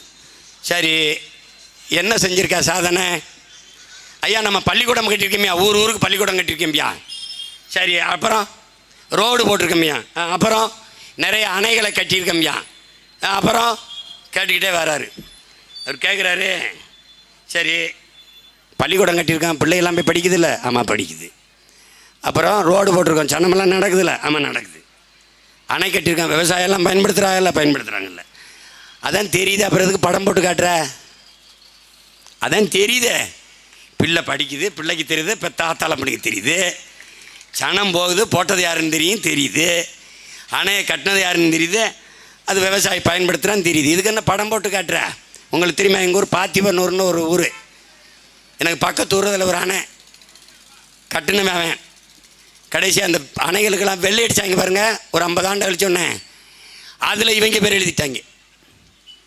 அணையை கட்டினவன் காமராஜன் பேர் எழுதி போடல, வெள்ளை அடிச்சு விட்டாங்க பாருங்க. இவங்க பேரை மொக்க எழுதிட்டாங்க. திருக்குறள் எழுதுனது கருணாநிதினு ஒரு தலைமுறை நம்புதில்ல. சிரிக்கிற தொலைக்காட்சியிலே ஒரு மாணவி சொல்லுது, இந்த குறளை ஐயா கலைஞர் அவர்கள் இந்த குறளில் சொன்னது போலங்குது. அதிலே நம்ம கள்ளச்சாரம் குடிச்சு எடுத்துருக்கலாம். அதுக்கே அந்த நேரம் நமக்கு கிடைக்கல. இவங்களை என்ன என்ன என்ன செய்யலான்ற நீ? எது ஒன்று புதுசாக செஞ்சாங்க. வள்ளுவருக்கு குறளோவியம் எழுதி, குறளோவியம் தந்த கலைஞரே, தொல்காப்பியம் தந்த கலைஞரே. அவன் மார்க்சியங்காருக்கு எழுதின தாயை கலைஞரின் தாயின்னு இவர் எழுதிட்டு இந்த மார்க்சியங்காருக்கே மறந்துட்டாங்க, கலைஞரின் தாய். ஐயோ ஐயோ, இது ஒரு கூட்டம். அது ஒரு தவறு நடந்துருச்சு. நான் உங்களோட பிறந்தது, நீங்கள் என்னோட பிறந்தது. இது ரெண்டில் ஏதோ ஒன்று தவறு, பெரிய தவறு. விட்டுட்டு போகவும் முடியல. சரி என்ன பண்ணுறது, கூட பிறந்துட்டு தூரத்துக்கு போராடிட்டா சாபம்னு போராடிட்டு கிடக்கிறேன். போட்டால் போடு, போடலைன்னா போ. நீ உதயசூரியனுக்கு போடு, அவன் வீட்டில் விடியும். உன் வீடு இருட்டாத்தான் கிடக்கு. 60 ஆண்டுகளை ஆட்சி செஞ்சு நம்ம ஆத்தாவை 1000 ரூபாய்க்கு கையேந்தி வச்சது சாதனைன்னு பேசுகிறான். தோற்று போனார்கள்டா இவர்கள், தோற்று போனார்கள். 1000 ரூபாய் என்றால் ஒரு மாதத்துக்கு 1000 என்றால் ஒரு நாளைக்கு 30 ரூபாய். 30 ரூபாய் சம்பாதிக்க வக்கில்லாத நிலையில் நான் ஆத்தாவை வச்சவன் வேண்டா. எவன் ஒரு இட்லி 50 ரூபாடா, 30 ரூபாய்க்கு வச்சு இதே ஆடாதுங்கிறது முட்டாப்பயலு. ஐயோ, அவன் தான் சொல்கிறான்டா ஏன் கள்ளச்சாராயம் குடிச்சாயின்னு. 400 ரூபாய் ஆகுதுங்க ஒரு குவார்ட்ரு குடிச்சு வீட்டுக்கு வர்றதுக்கு. 500 ரூபா தாங்க கூலி. 100 ரூபாயை வீட்டுக்கு கொண்டு அந்த புள்ள ஊட்டியில் எப்படி காப்பாற்றுறதுங்க? இதுனா 60 ரூபாங்க. 2 பொட்டலம் பிடிச்சா கூட 120, மீதி 300 ரூபாய் கொண்டு வந்து வீட்டில் கொடுத்துட்றோமுங்க. அதனால தாங்க அது கருமத்தை குடித்தோம்னு பேசுகிறேன். அப்படி தோற்று போனார்கள்டா தம்பி தங்கச்சி, தோற்று போனவர்கள் இவர்கள். தெருவில் அவர்கள் போகும்போது ஏளனமா, ஐயோ ஏன்டா வெக்கமில்லாமல் நீங்களும் வேட்டி சட்டை கட்டி தெருவில் திரிவீங்க அப்படி ஏளனமா அப்படியே. இவங்களே சாகாமல் இன்னும் திரிகிறாங்க மானங்கட்டு வெக்கங்கட்டு. நம்ம எதுக்குடா, நம்ம எங்கடா தோற்றம்? சொன்ன சொல்ல மாறலாடி எவனோடும் சேர்க்க இல்லை. தனிச்சு போட்டி எத்தனை கோடி பேரமை பரலை. நான் தெருக்கோடியில் கூட நிற்கிறேன். உன் கோடி எனக்கு வேண்டாம். ஓட்டு போட்டா போடு, போகலைன்னா போ. சாதி பார்த்துக்க, எனக்கு போடாத. சாதி பார்த்து போடாத. சாதி பார்க்காம என் தங்கச்சி தமிழச்சின்னா போடு. அவளை சாதி பார்த்து நீ படையாச்சி வன்னியர்னு போட்டால் போட்டாத. ஓட்டு எனக்கு என் தங்கச்சிங்க தீட்டு போட்டுறாத. நீ மீதி 2 பேரும் படையாச்சதுன்னா அவனுக்கே போட்டுரு, எங்களை விட்டுரு. அந்த வாடையே வேணாம்னு தான் நாங்கள் வேறு வேலை செஞ்சுக்கிட்டு இருக்கோம். நீ படையாச்சி கூட்டம் போட்டு பறையர் போவியா, பறையர் கூட்டம் போட்டு படையாச்சி போவியா? ஆனால் உன் மகன் போட்டு படையாச்சியும் பறையாச்சியும் பக்கத்தில் பக்கத்து உட்காந்துருக்கான். இதாண்டா புரட்சி. தமிழனில் ஒருத்தனை நீ பொதுத்தலைவனாக விட்டுருக்கியா? 1/2 நூற்றாண்டுகளில் எங்கள் ஐயா வந்தா என்ன சாதி கட்ட, எங்கள் அண்ணன் திருமா வந்தா என்ன சாதி கட்ட, கார்த்திக் வந்தா என்ன சாதின்னு கட்ட, கொங்கு ஈஸ்வரன் வந்தா என்ன சாதின்னு கட்ட, எங்கள் அப்பா ஓபிஎஸ் வந்தா என்ன, எவன் வந்தாலும் தமிழன், எவன் வந்தாலும் சாதி கட்ட. தமிழன் இல்லாத எவன் வந்தாலும் அப்படியே தலைமையேற்ற. இது உன் நோய். இந்த என்ன சாதி என்னன்னு கேட்ட நீ ஏன் கருணாநிதிட்ட கேட்கல? ஏன் எம்ஜிஆர் ஜெயலலிதாட்ட கேட்கல? கேட்டிருந்தேன்னா அந்த இவ்வளவு பின்னடைஞ்சிருக்குமா? சொல்லு.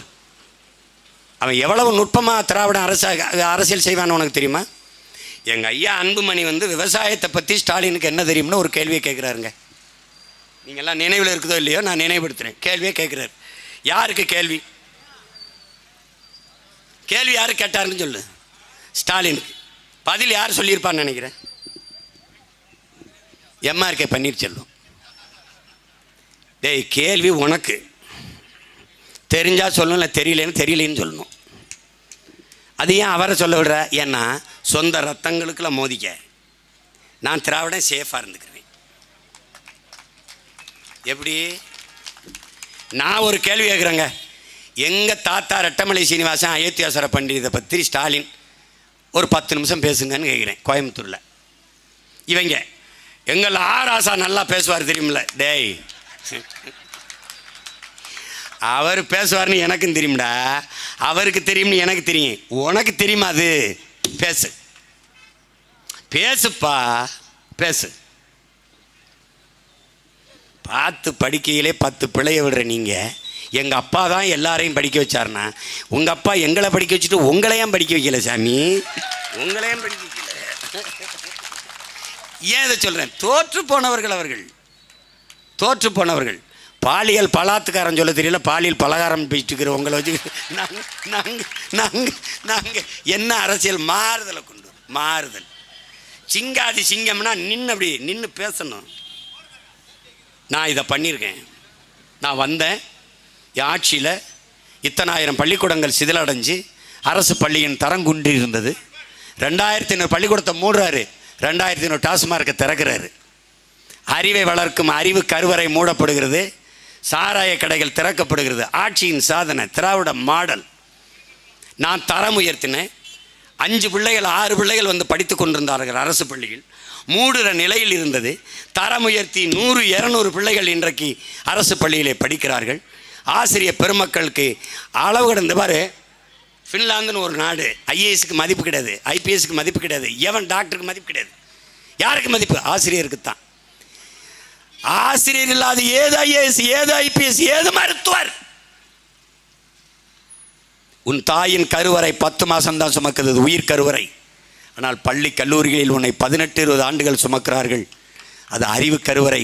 உன்னை சுமக்கிற ஆசிரியர் பெருமக்கள், பேராசிரியர் பெருமக்கள் எவ்வளவு போற்றுதற்குரியவர்கள். அவர்கள் வீதியில் வந்து நின்று போராடி விட்டார்கள், தோற்று போனார்கள் திராவிட ஆட்சியாளர்கள். அந்த ஆசிரியர்கள் கூட நின்று அவர்களோடு ஒருவனாக நின்று போராடிய இடத்தில் நாம் வென்றோம், அவர்கள் தோற்றார்கள். அற்ப தேர்தலில் தான் நாம் தோற்றிருக்கிறோமே ஒழிய கோட்பாட்டு கொள்கையில் நாம் வென்றவர்கள். அவர்கள் தேர்தலில் தான் வென்றிருக்கிறார்களே ஒழிய ஆட்சியில், நிர்வாகத்தில், கோட்பாட்டில், தத்துவத்தில் தோற்று போனவர்கள். அது வெறும் ஃப்ளாப் கிடையாது, அட்டர் ஃப்ளாப். நாங்கள் கேட்போம், சில படம் எப்படிடா இருக்குது அப்படின்னு. தேட்டருக்கு வந்திருக்கோம், படம் எப்படி இருக்கு அண்ணன், அது லேபிலே ஃப்ளாப் ஆயிடுச்சுன்னு அப்படின்னு. அதாவது இந்த படத்தை கழுவி பிரிண்ட் போடுறான்ல, அந்த இடத்துல அது ஃப்ளாப் ஆயிடுச்சுன்னேம்பாங்க. இது மாதிரி இப்போ 5 ஆண்டு கால ஆட்சி, முதல்ல 2 ஆண்டு முடிஞ்சிருக்கு. படம் பார்த்துட்டு வர தம்பிகள்கிட்ட கேட்டோம்னா படம் எப்படின்னா இருக்குண்ணே, ஃபர்ஸ்ட் ஹாஃப் சுமார்ண்ணா அப்படின்னு நீ என்ன கேட்ப? அப்போ செகண்ட் ஹாஃப் நல்லா இருந்ததாடா, 2வது பாதி நல்லா இருந்ததா அப்படின்னு ஆரோக்கியம்னா, ஃபர்ஸ்ட் ஹாஃப் சுமார்ண்ணா, அப்போ 2வது பாதி செகண்ட் ஹாஃபு, அதுக்கு ஃபர்ஸ்ட் ஹாஃபே தேவலாம்ண்ணா. இதுதான் இந்த திமுக ஆட்சி. இப்போ 2 ஆண்டில் சிரிக்காத, 2 ஆண்டில் நம்ம கேட்போம்ல, இந்த 2 ஆண்டு அப்படின்னா ஓகேண்ணே பரவாயில்லண்ணே. அப்போ அடுத்த 2 ஆண்டு, அதுக்கு அந்த 2 ஆண்டே பரவாயில்லண்ணே. அதில் சாராயம் குடிச்சு 80 பேர் தான் செத்தான், இப்போ ஆயிரக்கணக்காக சாகுறாங்கண்ணே, அதுக்கு அதே பரவாயில்லண்ணே. இதில் எதிர்காலம் வேற. எப்படி? இன் ஃபியூச்சர், எங்களின் எதிர்காலமே உனக்கு எதிர்காலம், எங்களின் இருண்ட காலமே, எங்களின் நாச காலமே, மோச காலமே. அட பாவிகளா, என்னை தியாது பண்ணி நியாயமாரே ஏதாவது பண்ணி விடுங்க நியாயமாரே. ஒரு ஓட்டை என் தங்கச்சிக்கு இந்த மைக் சின்னத்தில் போட்டு விடுங்க நியாயமாரே, போட்டு விடுங்க. இவங்க பாருங்க, இந்த இந்த 15 நாளாக சாராய கடையை விட்டு வெளியில் வந்திருக்காங்களா பாருங்க. ஏன் சாராயம் வியாபாரம் குறைஞ்சிருக்கு? இதானே கேட்குறாங்க. இந்த 1000 ரூபா கொடுத்தாங்கல்ல, 1000 ரூபா எல்லாருக்கும் போய் சேர்ந்துருக்கா? நான் ஓட்டு கேட்டு போன இடத்துல, எப்பா தம்பி எனக்கெல்லாம் கொடுக்கலப்பா, உங்கள் அப்பா இறந்து போனார், 2 பிள்ளைகளை வச்சுட்டு நான் விதவை நான் இருக்கேன், எனக்கெல்லாம் 1000 ரூபா வந்தே சேரலப்பா, ஏதாவது பேசி வாங்கி கொடுப்பா, இந்த அளவுக்கு தான் இருக்குது. சென்னையில் தலைநகரில் மழைநீர் கழிவுநீர் வழிந்தோட காவா இல்லை, அதை சரி செய்ய முடியல. அற்ப கொசுவை ஒழிக்க திட்டம் இல்லை. குப்பையில் இருந்தால் கொசு வருது, ஏன் நாடு குப்பை மேடாச்சு, அதை தடுக்க திட்டம் இல்லை. அற்ப பாலித்தீன் பிளாஸ்டிக்கை ஒழித்து மாற்றுக்கு வர துப்பு இல்லை, தோற்று போனார்கள். அவ்வப்போது தேர்தலில் மட்டும்தான் வெற்றி பெறுகிறார்கள். வேற என்ன அவர்கள்ட்ட இருக்குது? என்ன இருக்குது? சில பாடல்களை நம்ம நினைக்கும் போது அப்படியே பொருந்தும், சில காலத்தில் அப்படியே பொருந்தும். இது உன்னால் முடியும் தம்பியில் ஐயா நம்முடைய அப்பா இளையராஜா அவர்கள் போட்டு ஐயா புலமை பித்தன் அவர்கள் எழுதுனதுன்னு நினைக்கிறேன். இது அண்ணன் கமல் அவர்கள் படம். எங்கள் அண்ணன் தான் அளந்து ஊற்ற சொல்லிட்டு இருக்காப்பா, அளவா குடிங்க அவர் தான். ஆகாய கங்கை காய்ந்தாலும் காயும் சாராய கங்கை, இங்கே பாருங்க எப்படி போறாரு பாருங்க, சாராய கங்கை காயாதடா, அப்படி பாடலாம்ல பாருங்க. ஆகாய கங்கை காய்ந்தாலும் காயும் சாராய கங்கை காயாதடா, ஆள்வோர்கள் போடும் சட்டங்கள் யாவும் காசுள்ளோர் பக்கம் பாயாதடா, குடித்தவன் போதையில் நிற்பான், குடும்பத்தை பாதையில் வைப்பான், தடுப்பது யாரென்று கொஞ்சம் நீ கேளடா, டாஸ்மார்க் காசிலே தாண்டா பாஸ்மார்க் வாங்குது போடா, டாஸ்மார்க் காசிலே தாண்டா பாஸ்மார்க் வாங்குது போடா, மண்ணோடு போகாமல் நம் நாடு திருந்த செய்யணும், உன்னால் முடியும் தம்பி தம்பி, அட உனக்குள் இருக்கும் உன்னை நம்பி, தோளை உயர்த்து தூங்கி விழும் நாட்டை எழுப்பு, எதையும் முடிக்கும் இதயம் உன்னில் கண்டேன், உன்னால் முடியும் தம்பி தம்பி. நாளைய நாட்டின் தலைவனும் நீயே, நம்பிக்கை கொண்டு வருவாயே, உனக்கென ஓர் சரித்திரமே எழுதிடும் காலம் உண்டு, உன்னால் முடியும் தம்பி தம்பி, அட உனக்கு இருக்கும் உன்னை நம்பி. அதுதான் சொல்ல வேண்டியது இருக்கு. சாராய கங்கை ஒன்றும் காஞ்ச மாதிரி இல்லை. இன்னைக்கு வரைக்கும் சட்டசபையில் சாராயம்தான். இப்போ முடிஞ்சிருச்சா? மொத்த பேரும் பாருங்க இந்த பக்கம் சாரு புருன்னு இப்படி போயிட்டு இருப்பாங்க.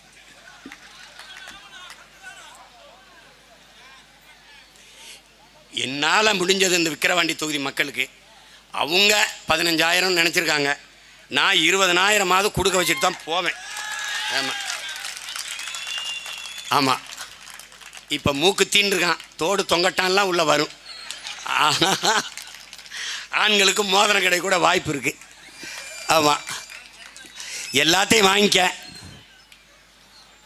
மானத்தோட மைக்கில் போட்டு.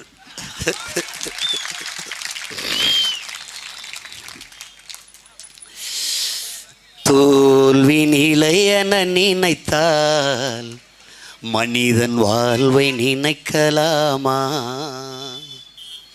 வாழ்வை சுமையென நினைத்து தாயின் கனவை மிதிக்கலாமா? தோல்வி நிலையென நினைத்தால் மனிதன் வாழ்வை நினைக்கலாமா? வாழ்வை சுமையென நினைத்து தாயின் கனவை மிதிக்கலாமா? உடமையை இழந்தோம், உரிமையை இழந்தோம், உணர்வை இழக்கலாமா? உணர்வை கொடுத்து உயிராய் வளர்த்த கனவை மறக்கலாமா? விடியலுக்கில்லை நேரம், விடியலுக்கில்லை தூரம், விடியும் மனதில் இன்னும் ஏன் பாரம்? உன் நெஞ்ச முழுவதும் வீரம் இருந்தும் கண்ணில் இன்னும் ஏன் ஈரம்? யுத்தங்கள் தோன்றட்டும், இரத்தங்கள் சிந்தட்டும், பாதை மாறலாமா? இரத்தத்தின் வெப்பத்தில் லட்சங்கள் வேகட்டும், கொள்கை சாகலாமா? யுத்தங்கள் தோன்றட்டும், இரத்தங்கள் சிந்தட்டும், பாதை மாறலாமா? இரத்தத்தின் வெப்பத்தில் லட்சங்கள் வேகட்டும், கொள்கை சாகலாமா? உடமையை இழந்தோம், உரிமையும் இழந்தோம், உணர்வை இழக்கலாமா? உணர்வை கொடுத்து உயிராய் வளர்த்த கனவை மறக்கலாமா? தோல்வி நிலையென நினைத்தால் மனிதன் வாழ்வை நினைக்கலாமா?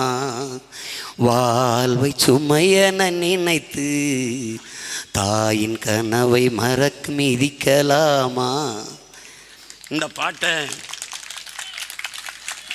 பாட்டை நம்முடைய தலைவர் ஊமை வெளிகள் அண்ணா ஆபாபாணன் எழுதி மனோஜ் கோயன் அவர்கள் இசையமைத்தது. மெட்டெல்லாம் நம்ம அண்ணன் போட்டதான் ஆபாபாணன்கிறவங்க. இந்த பாட்டை ஈழதாயகத்தில் நம்முடைய தலைவர் ஒரு தேசிய கீதம் போல பயன்படுத்தினார். எப்படி வருது பாருங்க. வாழ்வை சுமையென நினைத்து தாயின் கனவை நீ மிதிக்கலாமாடாங்கிறது. யுத்தங்கள் வரட்டும்டா, ரத்தம் சிந்தட்டும்டா, பாதை மாறலாமாடா, அது மாதிரி எத்தனை தோல்வி எதுவும் வரட்டமாடா, நம்ம கொள்கை மாறலாமாடா, கொள்கை சாகலாமாடா, போட்டும்டா. எனக்கு ஒன்றும் இல்லை, நான் தோற்று போய் அப்படியே கூட போவேன், எனக்கு ஒன்றும் இல்லை. என் தலைவன் எனக்கு சொன்னது தான். நம் இனத்திற்கென்று வரலாறு கிடையாது, இலக்கிய சான்றுதான். அருண்மொழி சோழனும் அரசேந்திரனும் சோழ மண்ணை ஆண்டார்கள், கோயில் காட்டுது, கரிகாலன் கல்லணை சொல்லுது, வேற ஒன்றும் இல்லை. சிலப்பதிகாரம் சொல்லுது பாண்டி நெடுஞ்செழியன் மதுரை ஆண்டான்னு, வேற சான்று இல்லை. அப்போ தலைவர் என்ன சொல்றாரு? நமக்கென்று வரலாறு இல்லை, ஆனால் ஒரு இனம் தன் விடுதலைக்காக போராடி செத்தது என்ற வரலாறாவது நமக்கு வரட்டும்ங்கிறது. தன்னலமற்று நல்ல அரசியலை மலரச் செய்ய, நல்ல ஆட்சியை உருவாக்க தமிழ் தேசிய பிள்ளைகள் தூய உள்ளத்தோடு போராடி செத்தார்கள் என்ற வரலாறாவது இந்த வளத்தில் வரட்டும். போட்டா போடு, போலைன்னா போ. இதுக்கு மேலே உன் விருப்பம். போட்டாச்சு உதயசூரியனுக்கு தான் போட்டாச்சே, பல ஆண்டு போட்டாச்சு. மாற்றி போடு. பருப்பு சாம்பாரே அம்மா ஒரு வாரம் வச்சா சாப்பிடுவியா? கோச்சிட்டு போக மாட்டேன். என்னம்மா அது வைக்கிறாங்கன்னு 60 வருஷமாக ஒரே சின்னத்துக்கு ஓட்டு போடுற உனக்கு வெக்கம்மா நஞ்சூடு ஜொரணை ஒன்றும் கிடையாது. என்னத்தை கண்டுட்ட நீ? என்னத்தை கண்டுட்ட? மொத்த தமிழனும் ஒத்த குடும்பம் வாழ்றதுக்கு உழைச்சிட்டு கிடக்கிற நீ. கருணாநிதி ஒரு குடும்பம் வாழ்றதுக்கு நீ உழைச்சிட்டு கிடக்கிற, ஓட்டு போட்டு கிடக்கிற. உனக்கு மானம் கெட்டு போய் ஒரு 5 ஆண்டு உங்கள் பிள்ளைகள் கையில் ஆட்சியை கொடுத்துப்பாரு. பூமியின் சொர்க்கம் அதை மாத்திரமா இல்லையான்பாரு. உலகத்தின் தலை சிறந்த நாடு அது மாறுபாரு. ஊழல் லஞ்சம்ங்கிற வார்த்தை இந்த நாட்டில் இருந்துச்சுன்னா நான் கள்ளச்சாராயம் குடிச்சு வச்சாரம் குடிச்சு சாகிறேன்டா இருக்கான்னு சொல்கிற. ஊழல் லஞ்சம்ங்கிற வார்த்தை இருக்கான்னு பாரு. நீ பசிங்கிற சொல், ஏழ்மை வறுமை இருக்குதான்னு பாரு. ஒழிச்சிருவேன். ஏன்? நானே விவசாயம் செய்வேன், நானே ஆடு மாடு வளர்ப்பேன், நாட்டுக்கோழி வளர்ப்பேன், பட்டுப்பூச்சி வளர்ப்பேன், தேனீக்கள் வளர்ப்பேன், மீன் வளர்ப்பேன், பானை நானே செய்வேன், நெசவு நானே செய்வேன், மீன் பிடிக்கிறதையும் நானே செய்வேன். படகு நான் வாங்கி கொடுத்தேன் மீனவனுக்கு, மீன் பிடி. நான் வந்த பிறகு சிங்களனை தொற்ற சொறாய மீனவனை பார்க்குறேன். அவன் சோறு கொண்டு போகிறானோ பெட்ரோல் கொண்டு போகிறானோ, கையெறி குண்டு 50, அதிநவீன ஆயுதங்கள், வெல் ட்ரைனிங் நானே கொடுப்பேன். ஓய்வற்ற மிலிட்ரி பல ஆளுகள் எங்கால் இருக்கான் கொடுப்பேன். நெய்தல் படைன்னு ஒன்று கட்டுவேன். படகுக்கு 2 வீரனை ஏற்றி விடுவேன். கூடி மீன் பிடிக்கிற எவனாவது வந்தால் தூக்குடா, நடு கடலில் தூக்குடா. இன்டர்நேஷனல் இஷ்யூவாக கடை, சர்வதேச பிரச்சனையாக கடை, நான் பார்த்துக்கிறேன். நீ அட்ரான்னு அடித்து தூக்கிடுவான். இன்றைக்கி எல்லை தாண்டி போன என் மீனவனை பிடிச்சி வச்சுக்கிட்டு தூக்கில் போடுவேன்ற. தூக்கில் நான் வந்துட்டேன்னா ஒரு சிங்கள மாணவங்க படித்து இங்கே ஒரு தொழில் நடத்தி போயிட முடியும்னு நினைக்கிறியா நீ? கஞ்சா வச்சுருந்தான், கொக்கைன்னு வச்சுருந்தான், அவின்னு வச்சுருந்தான், தூக்கி உள்ளே வச்சு வெளுத்து விட்டுருவேன். நீ நினச்சிக்கிட்டு இருக்க நீ. இவங்க செய்ய மாட்டாங்க. இங்கே ரத்தம் செத்து போனவங்க. எங்கள் ஐயா பாரு எவ்வளோ மதிப்பிற்குரிய அரசு விற்கிற டாஸ்மார்க் சரக்கில் கிக்கு இல்லை அப்படின்னு. அதில் கொஞ்சம் எலி பேஸ்ட்டை சேர்த்து விடுங்க ஐயா. ஊமத்தங்காயை கொஞ்சம் சேர்த்து விடுங்க, கிக்கு நல்லா இருக்கும். இது எப்படி கிக்குலேன்னு எப்படி எங்கள் ஐயாவுக்கு தெரியுது? எப்படி தெரியுது? ஏன் கிக்கு இல்லாத சரக்கு விற்று மக்களை ஏமாத்திரி மக்காக்குறீங்க? கொஞ்சம் கிக்கோட வைக்கிங்க. இவங்களை என்ன தான் செய்யலாம்னு சொல்லு நீ. டாஸ்மார்க் வியாபாரம் குறைஞ்சி போச்சுன்னு டிஸ்கஷன் செய்யுது. அரிசி நெல்லை கொள்முதல் செஞ்சு சேமிச்சு வைக்க கிடங்குல துப்புக்கட்ட வயலுக்கு தெருவில் போட்டு மழையில் நினைஞ்சு முளைச்சி போகுது. அது என்ன பண்ணுறாங்கன்னு நினைக்கிறேன். இவங்களே வாங்கிக்கிறாங்க இந்த நெல்லை. எதுக்கு? சாராய ஆலைக்கு எடுத்துகிட்டு போகிறாங்க மூலப்பொருளாக. அதிலிருந்து அந்த பீரு இந்த சாராயெல்லாம் தயாரிக்கிறாங்க. தம்பி, இவங்களை ஒழிக்காமல் நீ நல்ல அரசியலை உருவாக்க முடியாது, நல்ல ஆட்சியை மலர செய்ய முடியாது. அதை நல்லா கவனத்தில் வச்சுக்க. நீ உன் கொள்கைக்கு எதிராக உன்னை பெத்த தாய் தந்தரே வந்தாலும் எதிரியாக தான் கருதணும். அதில் சித்தப்ப அந்த கட்சியில் இருக்கான், ஒன்றிய செயலாளர் இருக்கான், மாவட்ட செயலாளர் இருக்கான், மந்திரியாக இருக்கான், மயிராக இருக்கான், அதை பற்றி கவலை கிடையாது. உனக்கும் பின்னாடி வருகிற தலைமுறை வாழ்க்கை நல்லா இருக்கணும்னா இவங்களை ஒழிக்கணும். ஒழிக்கணும்னா என்ன செய்யணும்? ஒரே ஒரு ஓட்டு மைக் சின்னத்தில் போடணும். மைக் சின்னத்தில் போடணும். 26 தூய தமிழர்களின் ஆட்சி, தமிழ் தேசிய ஆட்சி மலரணும். அதுக்கு என்ன பண்ணுவே தெரியாது. நீ வீட்டை வெல்லாமல் நாட்டை வெல்ல முடியாது, தெருவை வெல்லாமல் தேசத்தை வெல்ல முடியாது. தேனாம் பேசு, பார்க்குறவனையெல்லாம் பேசு, நமக்கானவனாக மாற்று, நெருப்பாய் மாறு. எதனோடு சேருதோ நெருப்பு தண்ணி இயல்புக்கு மாற்றும். அது மாதிரி நீ யாரோட சரியோ நமக்கானவனாக மாற்று. பேசிக்கிட்டே இரு, சரியாயிடுவான். இல்லைன்னா கூட்டத்துக்கு தள்ளிட்டு வா. வரலைன்னா ஒரு குவார்ட்ரு வாங்கிட்டு கூட கூட்டிகிட்டு வந்து உட்கார வை. உட்காரா, எங்கள் அண்ணன் எங்கள் அக்கா என் தம்பி தங்கச்சிலாம் பேசுகிறது, எங்கள் அண்ணங்கெல்லாம் பேசுகிறது கொஞ்சம் கேள்றா அப்படின்னு கேட்டால் சரியாயிடுவேன். சரியாயிருக்காங்கல்ல 75 வயசு 80 வயசு பெரியவங்கள்லாம். நீ வந்ததுக்கு பிறகுதாண்டா தெரியுது நாங்கள்லாம் தமிழர்கள்னுன்ற. எப்படி ஏமாற்றி மூளையை கழுவி வச்சுருந்துக்காம பாருங்க. கொடுமை தான். மாறும். மாறாது என்ற சொல்லை தவிர மற்றவை அனைத்தும் மாறிவிடுங்கிற மார்க்ஸ். மாறும். நம்ம தாத்தா பட்டுக்கோட்டை சொல்கிறான்ல, தானா எல்லாம் மாறும் என்பது பழைய பொய்யடா தம்பி, பழைய பொய்யடா. மாற்றணும், மாறுவோம், மாற்றுவோம், மாற்றும். என்னடா ஒரு மகன், ஒரு சின்ன சின்ன பிள்ளைகள் நாங்கள் கத்தி 36 லட்சம் பேர் ஒரு ரூபா ஓட்டு காசு வாங்காமல் போட்டிருக்கான்னா மாறலையா? 20 நாள் தேதி அறிவித்து நாளைக்கு தேர்தல், இன்னைக்கு சீட், இன்னைக்கு சின்னத்தை கொடுக்குறான் மைக்குன்னு. 86,000 பேர் ஏன் சின்னம்னு விவசாயி சுயேட்சைக்கு போட்டிருக்கான். அது நம்ம ஓட்டு தான். அப்போ 37 லட்சம் ஓட்டாயிருது. வரும் காலம் வரும் என்று காத்திருந்த தலைவனின் பிள்ளைகள் அல்ல, நமக்கான காலத்தை உருவாக்கிய தலைவனின் பிள்ளைகள். நமக்கான காலத்தை நாம் உருவாக்குவோம், நாம் மாறுவோம், மாற்றுவோம். மாற்றம் என்பது மானுட தத்துவம். மாற்றம் என்பது சொல் அல்ல, செயல். ஒவ்வொரு தம்பியும் 10 ஓட்டு எப்படியாவது அக்கா அபிநயா பொன்னிவளவனுக்கு நம்ம பெற்றுக் கொடுக்கணும்னு உறுதியோட. ஒவ்வொரு தங்கச்சியும் 10 ஓட்டு. ஒருவர் 10ஆவும் 10 100ஆவும் பகைவர் நடுங்கும் படையாவும். இது கோட்பாடு. இதை வச்சுக்கிட்டு வேலை செய். 26லையும் இதே தொகுதியில் என் தங்கச்சி அபிநயா தான் நிறுத்துவேன். எப்படி நான் வெள்ள வச்சு தான் தீருவேன். எத்தனை கூட்டணி சீட்டணி நோட்டணி கொண்டு வா, நான் வென்று தான் தீருவேன். இப்போ பாரு என்ன ஆட்டம், இந்த 2 ஆண்டு ஆடுறோம்னு பாரு, ஆடி வருவம் பாரு. ஐயனார் கற்பனைசாமி ஆட்டத்தை விட பெருசாக ஆடுவோம், பார்த்துரு. உங்கள் பிள்ளைகளை வெல்ல வைத்து எதிர்கால தலைமுறைக்கு நல்ல வாழ்க்கையை அளிக்கிறதுக்கு பாடுபடுங்க. ஒன்றும் செய்வேனா, ஒரே ஒரு ஓட்டு மைக் சின்னத்தில் போட்டு நாட்டை மக்களையும் காப்பாற்றுற வேலையை பாருங்கள். நல்ல அரசியல் மலர, நல்ல ஆட்சி மலர, என் அன்பு தங்கை அபிநயா பொன்னிவளவனுக்கு இந்த மைக் சின்னத்திலே வாக்கு செலுத்தி வெற்றி பெற செய்யுங்கள். என் உயிரினும் இனி என் உறவுகளே, எனதன்பு தம்பி தங்கைகளே, புரட்சி எப்போதும் வெல்லும், நம் வெற்றி அதை சொல்லும். நம் இலக்கு ஒன்றுதான், இனத்தின் விடுதலை. தமிழ்தாய் வாழ்க, தலைவர் பிரபாகரன் வாழ்க, நாம் தமிழர்.